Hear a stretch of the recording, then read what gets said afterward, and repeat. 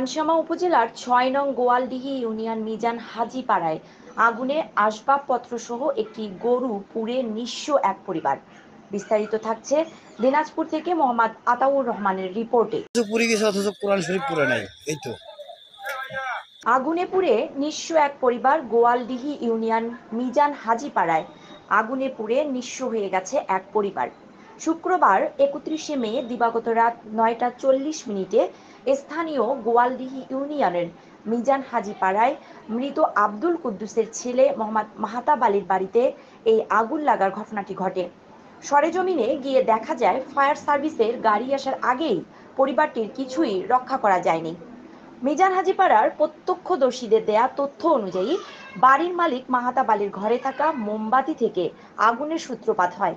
দ্রুত আগুন ছড়িয়ে পড়ে। এরপর স্থানীয়দের সহযোগিতায় ১ ঘন্টা পর আগুন কিছুটা নিয়ন্ত্রণে আসে। এরপর ফায়ার সার্ভিসে খবর দিলে খানসামার ফায়ার সার্ভিস কর্মীরা ঘটনাস্থলে এসে পুরো আগুন নিয়ন্ত্রণে আনে।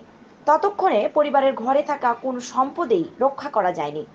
স্থানীয় ৬ নং গোয়ালদিহি ইউনিয়ন পরিষদের চেয়ারম্যান মোহাম্মদ সাখাওয়াত হোসেন লিটন ঘটনার সত্যতা নিশ্চিত করে জানান, অগ্নিকাণ্ডে ক্ষতিগ্রস্ত পরিবারের লোকজনের কথা অনুযায়ী মোমবাতির আগুন থেকে আগুনের সূত্রপাত হয়।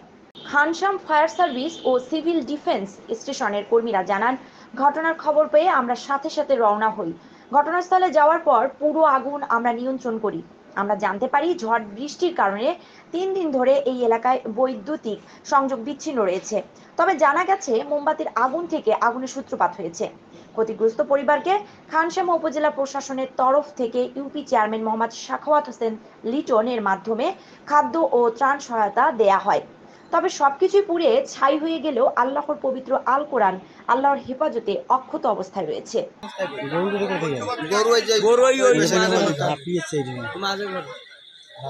মাঝখানে ঘরে গরু থাকে, ওইখান থেকে বাইরে মানে আগুনের তাপে আর কি এই পাশে আসছে। একটা মহিলা মারি আছিল ভাই, চোখে দেখা পায় না তো বেরকে আনছি, নাইলে লোকটাকে বাঁচা গেছে। ওই যে অন্ধ মহিলা ছিল, বৃদ্ধ বয়স্ক মহিলা।